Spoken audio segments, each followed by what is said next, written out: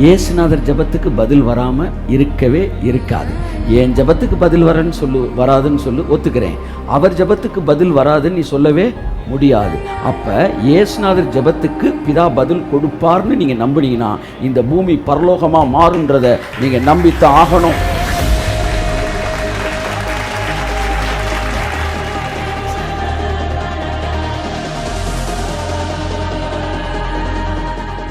பரலோகத்தில் செய்யப்படுவது போல பூமியிலும் ஒன்று செய்யப்படணும்னா பரலோகத்தில் இருக்கிற ராஜ்யம் பூமிக்கு வரணும் அப்படின்னு அவருக்கு தெரிஞ்சனால ஜெபத்தை தெளிவா பண்றாரு.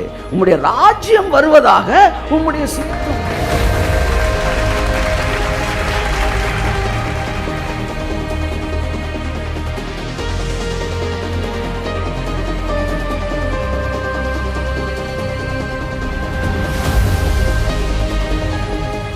எல்லாம் சொல்லுங்க, ராஜ்யம் வந்துருச்சுன்னா சித்தம் செய்யப்படும் சார். இப்ப நான் கேட்கிறேன் சார், ராஜ்யம் வந்துருச்சா?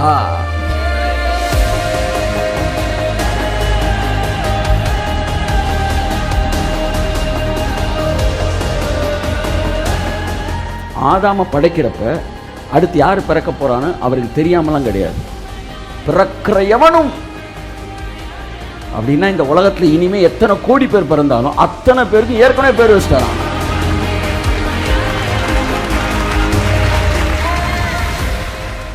இரண்டாம் உலகம் என்கிற தலைப்பிலே நாம் தேவனுடைய வார்த்தையை தியானித்து கொண்டு வருகிறோம். ஆமேன் சொல்லுங்க. ஆமேன். எல்லா மனிதருடைய மனதிலும் அந்த இரண்டாவது உலகத்தை குறித்த சிந்தனை வந்துவிட்டால், என் அன்புக்குரியவர்களே, இந்த உலகம் அந்த இரண்டாம் உலகமாக மாறிவிடும். அதுதான் தேவனுடைய திட்டம். ஆமேன் சொல்லுங்க, என் அன்புக்குரியவர்களே. ஆகவே கடந்த 3 வாரமாக இதை பற்றி வாசிக்கிறோம், படிச்சுட்டு வரோம். 4வது வாரமாக இந்த வாரமும் அந்த செகண்ட் வேர்ல்டு என்கிற தலைப்பிலே நான் பேச விரும்புகிறேன். இந்த வாரத்தோடு முடிச்சுக்கலாம்னு நினைக்கிறேன். அடுத்த வாரத்திலிருந்து சண்டேயும் வேற ஒரு சப்ஜெக்டுக்குள்ளே போகிறோம், அடுத்த 4 வாரம். ஸோ இரண்டாம் உலகத்தின் தலைப்பிலே 4வது வாரமாக இன்றைக்கு நாம் பேசுகிறோம். தெர் ஆர் 2 வேர்ல்டு, அதாவது 2 உலகங்கள் இருக்கிறது. வாசிப்போம். லூக்கா 11:2.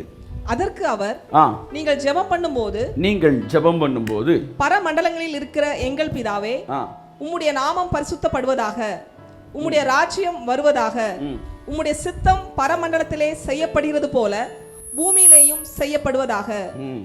உம்முடைய சித்தம் பரலோகத்தில் செய்யப்படுகிறது போலவே பூமியிலும் செய்யப்படுவதாக.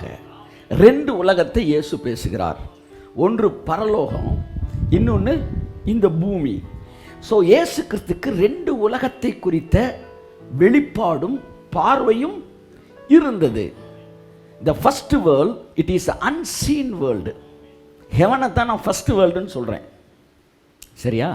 இந்த செகண்ட் வேர்ல்டு அது விசிபிள் வேர்ல்டு, கண்ணில் பார்க்கக்கூடிய உலகம்.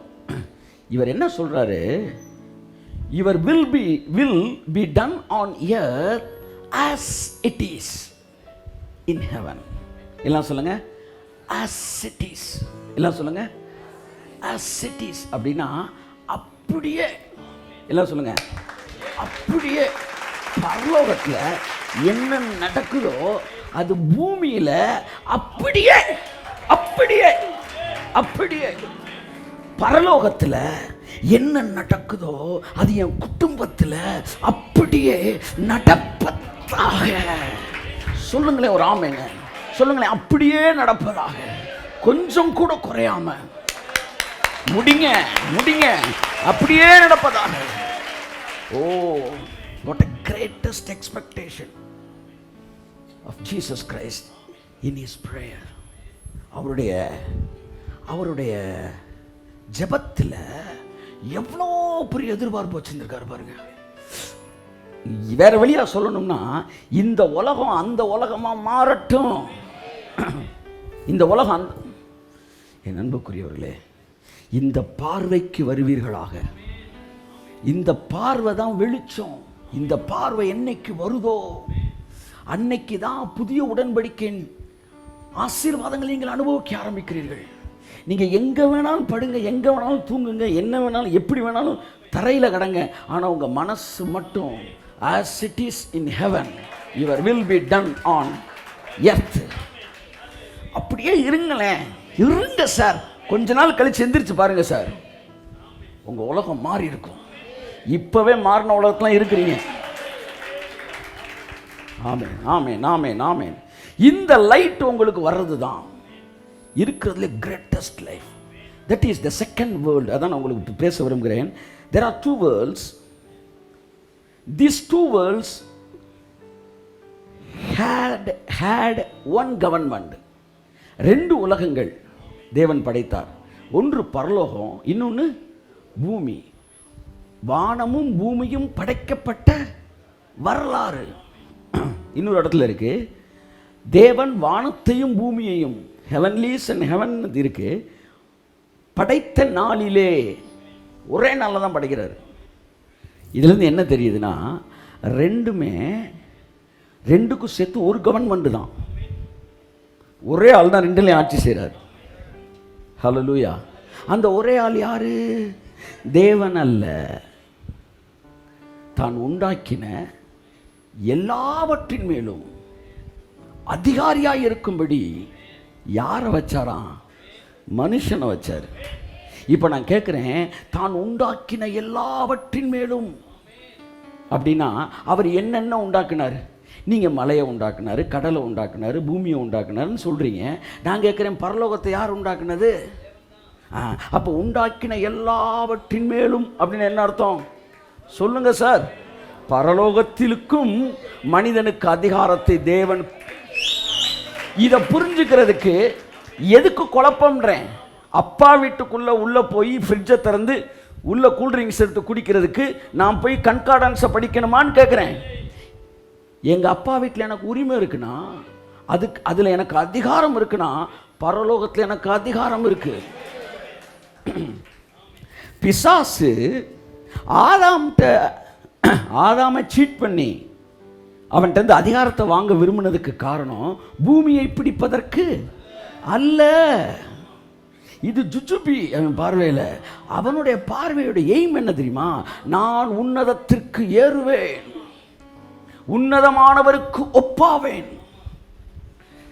நட்சத்திரங்களுக்கு மேலாய் என் சிங்காசனத்தை உயர்த்துவேன், ஸ்தாபிப்பேன்.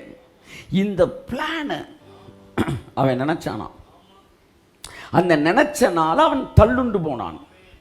இது ஆதாம் படைக்கப்படுவதற்கு முன்பாக உருவாக்கப்பட்டது, நடந்தது அப்படின்னு நமக்கு சொல்லி கொடுத்துருக்குறாங்க. பைபிள் எதுவும் தெளிவா இல்லை. ஆனால் சில வேத வல்லுநர்கள் என்ன சொல்கிறாங்கன்னா, நான் உன்னதத்துக்கு ஏறுவேன், உன்னதமானவருக்கு ஒப்பாவேன். அப்போ போகணும்னா எப்படி போகிறது சொல்லுங்க? எப்படி போகிறது? உங்களுக்கு எப்படி புரிய வைக்கிறது? பேசும் படம்னு ஒரு படம் இருக்கு. அந்த படம் பார்த்தவர்கள் பாக்கியவான்கள். அதில் கமல்ஹாசன் என்ன பண்ணுவார்னா, அட பாவி, ஸ்டேஜ்லேருந்து கமல்ஹாசனை ஸ்டேஜ்லேருந்து பிசாசே பேசுகிற. சரி, அந்த லிஸ்ட்டில் கூட சேர்த்துக்க. அதில் அவர் பாவம் ஏழையாக இருப்பாப்புல, ஒரு நேரம் நல்ல சாப்பாடு கூட சாப்பிட முடியாது. அப்போது ஒரு பெரிய ஹோட்டலில், I don't know that's resorts ஏதோ ஒன்று, அதில் இந்த லைஃப் டைம் மெம்பராக இருப்பான் இல்லை, அப்படி ஒருத்தன் இருப்பான். அவன் காரில் வந்து இறங்குவான், உள்ளே போனால் அந்த ஒரே காடை வச்சு எல்லாமே சாப்பிட்டு பயங்கரமாக அனுபவிக்கலாம். இவன் என்ன செய்வான்? அந்த வறுமையில் உள்ளே போய் அதெல்லாம் அனுபவிக்கணுன்ற ஆசையில் இவனை தூக்கி கடத்திட்டு போய் ஒரு இடத்துல கட்டி போட்டுட்டு நேரத்துக்கு நேரம் சாப்பாடு கொடுக்குறேன், ஏன்னா நான் கதாநாயகன் இல்லைன்னா கொண்டிருப்பேன், சாப்பாடு கொடுக்குறேன்னு சொல்லி இந்த கார்டு எடுத்து இவன் டெய்லி போய் என்ஜாய் பண்ணுவான். அவ்வளோதான் கதை. இதுதான் பிசாசு செஞ்சது. ஆதாமை கட்டி போட்டுட்டு அவன் பாக்கெட்டில் இந்த கார்டை உருவிட்டு இந்த பூமியிலையும் அதிகாரத்தை எடுத்துட்டு பரலோகத்துக்கும் போயிட்டான். யோபு சொல்லுது, தேவபுத்திரர்கள் கூடி வந்திருக்கும் போது அங்கே சாத்தானும் அவர்கள் அருகில் வந்து நின்றான். என்னப்பான்னா அப்படின்றான். ஸோ உன்னதத்திற்கு ஏறுவேன், உன்னதமானவருக்கு ஒப்பாவேன் அப்படின்னு பிளானை போட்டு ஆதாம்கிட்ட சாத்தான் வாங்கினான்ல, அங்கே வந்து தள்ளுறாரு பாருங்க. நீ இனி மண்ணை புசிச்சு மண்ணில் தான் இருப்பேன்னு சொல்கிறார்ல, இதுதான் சாத்தானுடைய வீழ்ச்சின்றான். இதுக்கு முன்னாடி அவன் வீழலை. இதுக்கு முன்னாடி வீழ்ந்திருந்தால் ஏதேன் தோட்டத்துக்குள்ளே சாத்தானை வைத்ததிலே தேவனுக்கும் பங்கு இருக்கிறது. ஒரு நல்ல தோட்டத்தை வீட்டுக்குள்ளே வச்சுட்டு உங்கள் பிள்ளையை வச்சுட்டு வீட்டில் நல்லவாமை உள்ளே விட்டீங்கன்னா, ஏவாள் முதல் குற்றவாளி, ஆதாம் 2வது குற்றவாளி என்றால் தேவன் அதை விட முதல் குற்றவாளி. ஏன்னா உள்ளுக்குள்ளே எப்படி சர்ப்பத்தை விட்டீங்க? அப்போ உள்ள அவன் இருக்கும்போது அவன் பிசாசா இல்லை, அதுக்கப்புறம்தான் பிசாசாவே மாறுறான் என்று சில வேத வல்லுநர்கள் சொல்லுகிறார்கள். அப்போ நீ தேவனுடைய ஏதேன் தோட்டத்தில் இருந்தவன், பத்மராகம் பதுமராகம் இவைகள் மத்தியில் உலாவினவன் அப்படின்னா இதெல்லாம் வீழ்ச்சிக்கு முன்னாடி. அப்போ எதுக்கு அவனை வச்சாரு? To be an escort, body guard, protection. ஆதாமுக்கு ப்ரொடெக்ஷனாக தான் அந்த ஆர்கேஞ்சல், அந்த ஏஞ்சல் அவனை வச்சுருந்தாரு. ஆனால் அவன் என்ன செய்கிறான்? பிளானை போடுறான். இங்கே கிளிக் பண்ணால் அங்கே போகலாம். பூமி வானத்தின் வாசல். நீங்கள் வானத்துக்குள்ளே போகணுன்னா பூமியை கேப்சர் பண்ணால் தான் வானத்துக்கு போக முடியும். அப்போ பூமியை அவன் கேப்சர் பண்ணதுக்கு ஒரே நோக்கம் வானத்துக்கு நுழையிறது. ஸோ முதல் உலகம். ஆனால் அவனால் நுழைய முடியவில்லை. நுழைய முடிந்தது. அதற்கு பிறகு இயேசு கிறிஸ்து என்ன செய்கிறார்? பூமியிலே மனுஷனாக பிறக்கிறார். மனுஷனாக பிறக்கிறார். பிறந்து எங்கேருந்து பிறக்கிறாரு? பைபிள் ஒரு வசனம் வருது, ஆதாமை எடுத்த மண்ணை தேவன் என்ன செய்கிறாரு? ப்ரொடெக்ட் பண்ணுறாரு. ஏன் அந்த மண்ணை ப்ரொடெக்ட் பண்ணுறாருன்னா, அடுத்து அந்த மண்ணில் இன்னொரு உடம்பு செய்ய வேண்டியது இருக்குது. அந்த உடம்பு யாரோட உடம்பு? இயேசு கிறிஸ்துவோட உடம்பு. எனக்காய் ஒரு சரீரத்தை நீர் ஆயத்தம் பண்ணினீர். ஏன்னா எந்த மண்ணிலேருந்து வந்தவனை நீ தோக்கடிச்சியோ அதே மண்ணிலேருந்து உருவாக்கப்பட்டவனை ஜெயிப்பான். சரீரம் ஆத்துமா அங்கேருந்து வந்துச்சு, சரீரம் அங்கேருந்து வந்தா பிசாசு சொன்னா இது கல்லாட்ட சார். வந்தவன் இங்கேருந்து வந்தவன், 2வது நீங்கள் அங்கேருந்து அனுப்புனீங்கன்னா கல்லாட்டணும். அங்கேருந்து வந்தது அவருடைய ஆத்துமா, இங்கேருந்து கொடுக்கப்பட்டது சரீரம். அப்போ அதே மண்ணில் உருவாக்கப்பட்டா 2ஆம் ஆதாம் பைபிள் சொல்லுது பார்த்தீங்களா? அப்போ முதல் ஆதாம் 2ஆம் ஆதாமை உருவாக்கின பிறகு இந்த 2ஆம் ஆதாமாக இயேசு வந்து பூமியில் சாத்தானை மேற்கொண்டு ஜெயிச்சு இப்போ சொல்கிறாரு, வானத்திலும் பூமியிலும் சகல அதிகாரமும் எனக்கு கொடுக்கப்பட்டிருக்கிறது. அப்போ தொலைஞ்சு போன அந்த வாட் இஸ் தட், அந்த கார்டை, அந்த கிரீன் கார்டை கையில் எடுத்துட்டு இப்போ சொல்கிறாரு, வானத்துலேயும் பூமியிலையும் அதிகாரம் வந்துருச்சுன்னா அப்போ ஆதாம் தொலைச்ச கார்டுக்கு என்ன அதிகாரம் இருந்துச்சு? 2 உலகத்துக்கான அதிகாரம் இருந்துச்சு. ஆனால் சாத்தான் ப்ராமிஸ் பண்ணும்போது இந்த பூமியை ஃபுல்லாக தரேன்னா அவர் சொன்னார், நம்ம எய்ம் இந்த பூமியே கிடையாதுப்பா, நம்ம எய்மு வானமும் பூமியும். அதே மாதிரி அவர் ஜெயிச்சிட்டார். ஆதாம் பாவம் செய்த போது முதல் உலகம் 2ஆம் உலகமும் ஒன்றாக இருந்தது. இப்போ நான் முதல் உலகம்னு எதை சொல்கிறேன்? பரலோகம். பூமி 2ஆம் உலகம். 2க்கும் ஒரே கவர்மெண்ட் இருந்துச்சா? இங்கே இருந்து தான் இங்கே என்ன நடக்குதோ அது அப்படி இங்கே நடக்கும். இங்கே எப்படி அந்த ஆம்னி சயின்ஸ் இருக்குதோ அப்படி இங்கேயும் அது இருக்கும். ஏன்னா 2ஐயும் தேவன் ஒன்றா தான் படைச்சார். நீங்கள் 2ன்னு ஒன்று இப்படி பார்க்கக்கூடாது. இதில் 2ன்னு ஒன்று இப்படி பார்க்கணும். புரியுதா நான் சொல்கிறேன் உங்களுக்கு? புரியுதா? ஆமாம். அப்படின்னா ஒன்றுக்கு மேலேயே இன்னொன்று இருக்குது. இப்போவும் அந்த முதல் உலகம், அந்த ஹெவன் வந்து the next dimension of earth is heaven. அது it is an unseen world. It ஏற்கனவே சொல்லி it is an invisible. Invisible means invisible. அந்த கண் வந்துருச்சுன்னா உங்களுக்கு அந்த உலகம் தெரிஞ்சிடும். இப்போ அந்த முதல் உலகமும் 2ஆம் உலகமும் ஆதாம் பாவம் செய்தோன்னா டிஸ்கனெக்ட் ஆயிடுச்சு. கனெக்ட் ஆன உடனே இந்த உலகம் என்னவா மாறிடுச்சு? விழுந்து போன ஒரு உலகமாக என்ன செஞ்சிருச்சு? மாறிடுச்சு. இப்போ இயேசு வந்து ஜெபம் பண்ணுறாரு, பிதாவே, பரலோகத்தில் உம்முடைய சித்தம் செய்யப்படுவது போல பூமியிலும் உம்முடைய சித்தம் செய்யப்படுவதாக. Your will be done on earth as it is in heaven. பரலோகத்தில் நடக்கிற மாதிரியே எனக்கு இங்கேயும் நடக்கணும்.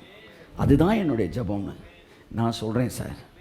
கட்டாயம் இயேசுநாதர் ஜெபத்துக்கு பதில் வராமல் இருக்கவே இருக்காது. என் ஜெபத்துக்கு பதில் வராதுன்னு சொல்லு ஒத்துக்கிறேன். அவர் ஜெபத்துக்கு பதில் வராதுன்னு நீ சொல்லவே முடியாது.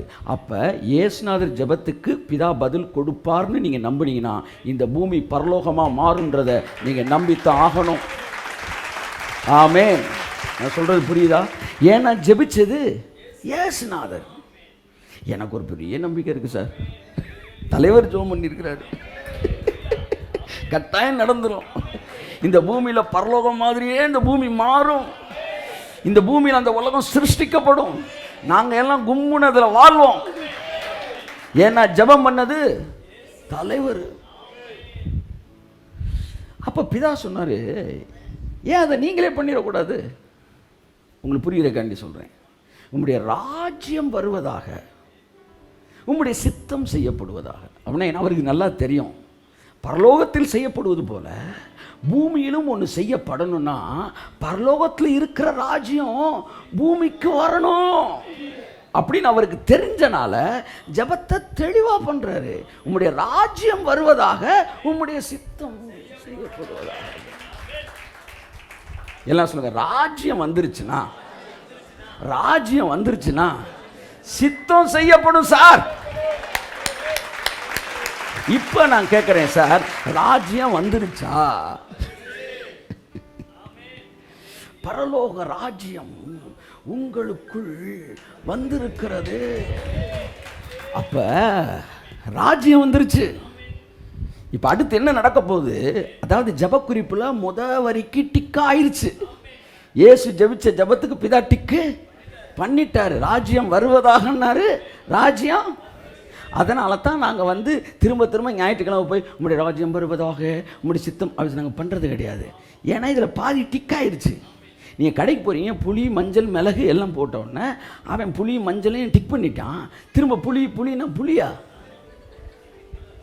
களி எடுத்து அடிச்சிட போகிறேன். புளி டிக் ஆயிடுச்சுரா, மஞ்சள் டிக் ஆயிடுச்சுரா, மிளகு. அப்போ டிக்கானதே நீங்கள் திரும்ப திரும்ப பேசக்கூடாது. அசிஸ்டம் மாதிரியே மாதிரி. ஸோ ராஜ்யம் வருவதாக, ராஜ்யம் வருவதாக வந்துருச்சே. அப்போ இந்த ராஜ்யம் வந்துருச்சுன்னா சித்தம் செய்யப்படும். அப்போ முதல் உலகம் பரலோகம், இரண்டாம் உலகம் வீழ்ச்சிக்கு முன்பாக இருந்த உலகம். அந்த உலகத்தில் என்ன பண்ணிட்டார்னா கடைசி மனுஷன் வரை சிருஷ்டித்துட்டார். ஆதாம் மட்டும் சிருஷ்டிக்கல, உலக தோற்றத்திற்கு முன்னமே தம்முடைய கிரியைகள் எல்லாவற்றையும் அவர் முடித்திருந்தார். கையை தட்டுங்க.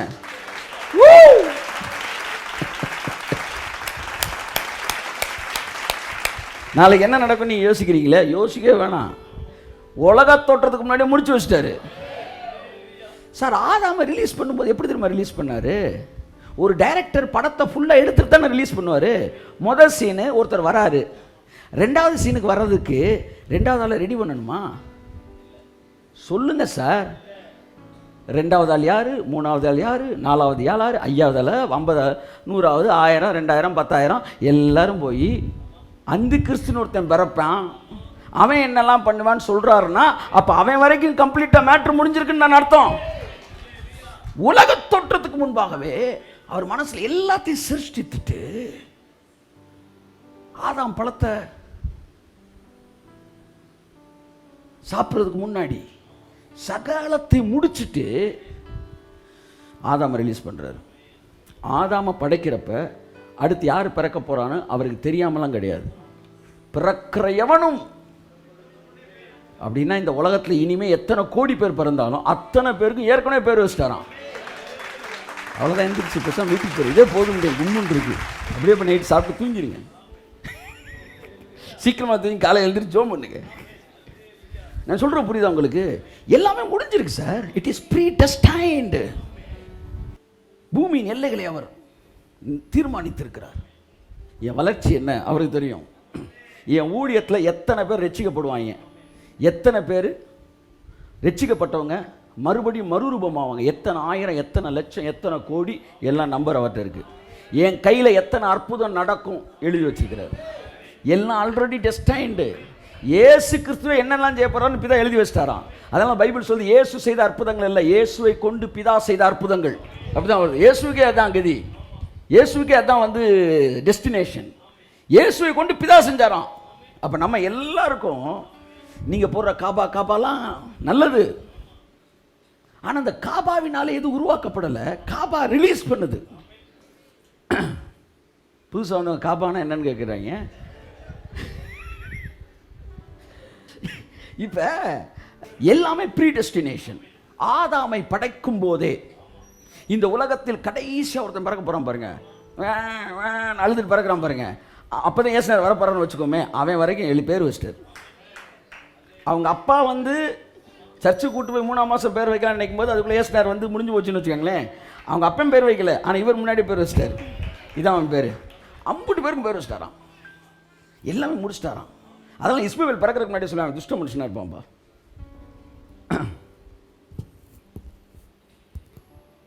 சாலமன் அமைதியாக இருப்பான்.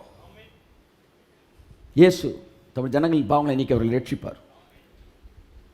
பிறக்கிறதுக்கு முன்னாடியே பேர்னா வெறும் பேர் கிடையாது, கேரக்டர். ஹீப்ரூவில் பேர்னா கேரக்டர். பிறக்கிற எவனும் பிறப்பதற்கு முன்பாகவே அவன் குணத்தை ஒப்பிப்பாராங்கிறது.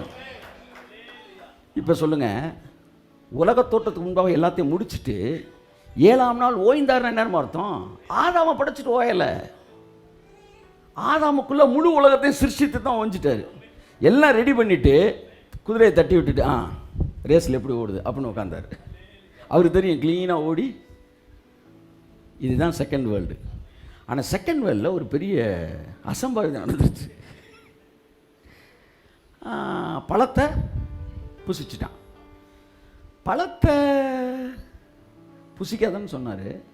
புசிச்சுட்டா இப்படி ஆகி போகிறோம்னாரு. புசிக்கலைன்னா இப்படி இருக்குன்னாரு. புசிக்காட்டி எப்படியோ அந்த வேர்ல்டு ஏற்கனவே சிருஷ்டித்துட்டாரு. இப்போ சீசன் கேட்குறேன், புசிச்சுட்டா அதுக்கும் வழி இருக்குது, அமைதியாக இருங்க, யாரும் டென்ஷன் ஆக வேணான்றார். ஐயா பழத்தை புசிச்சுட்டாயா, பழத்தை புசிச்சுட்டானா அப்படிலாம் பிதா நெஞ்ச பிடிக்கல.